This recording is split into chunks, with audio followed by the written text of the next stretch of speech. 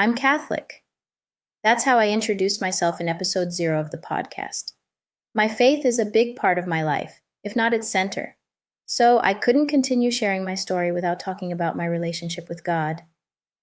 Maybe many of you, those who've been following this podcast from the beginning, will skip this episode. Others might stop following me altogether after this. Some will listen out of curiosity, even if they don't share my beliefs. Whatever your stance, I thank you for respecting this part of me and allowing me to share it with you. As a reminder, the idea for this podcast came from a conversation with a friend. It grew from there, but it's thanks to God that I finally had the courage to launch it. It's because of God that I've been able to do so much in my life or make it through some truly difficult situations.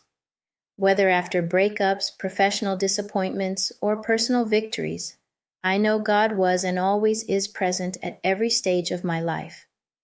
When we talk about faith, everyone has their own journey, their own experiences, and their own beliefs.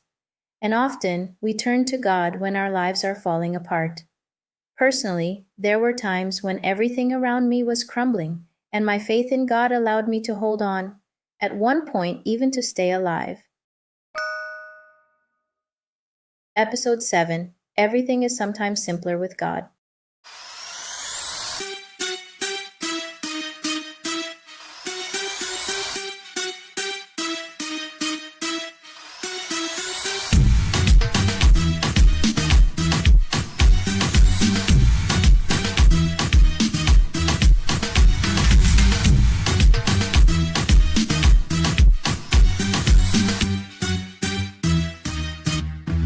Hey guys, this is Lou Crease, and you're listening to episode 7 of Destiny Podcast. As excited as I am to share this part of myself with you, I'm also anxious because I want to describe my relationship with God as faithfully as possible and explain how my faith became the center of my life. I have so much to say that my mind is a bit of a jumble. To stay as authentic as possible, I'll start at the beginning.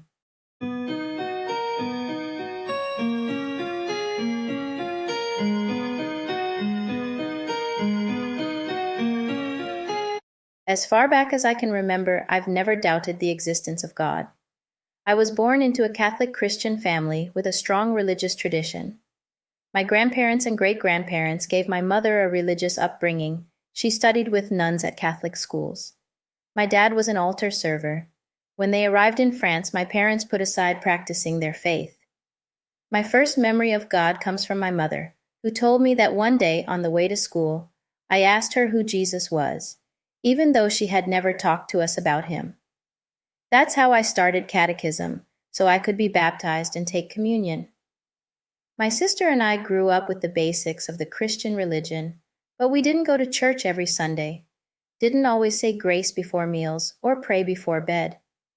For much of my life, I had a distant relationship with God, only turning to him for big occasions, like before exams or at Christmas, asking him to tell Santa to bring me the gifts on my list.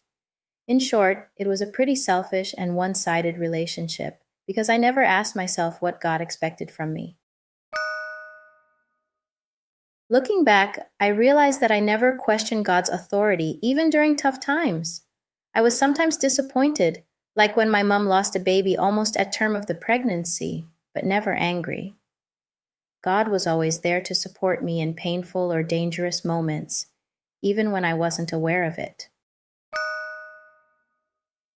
I believe there are moments of truth in life when everything hangs in the balance, and we make crucial decisions in defining situations. Before I get to the event that led me to become more devout, I went through several moments of truth, or rather, awakenings to God's presence. Like when I twice escaped sexual assault, a topic I'll cover in a future episode. There were also defining moments during my breakups, especially the one with Mark.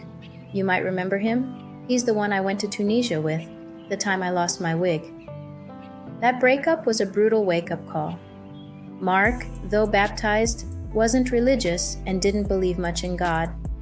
After our separation, I began incorporating God much more into my daily life. I attended Mass more often, prayed more. And it was through this openness to the Lord that I got my first professional experience in television, even though I was told it would be impossible without connections. That disastrous breakup with Mark, which will also be covered in another episode, marked the beginning of my gradual return to God. It's often through breakups that I've drawn closer to God.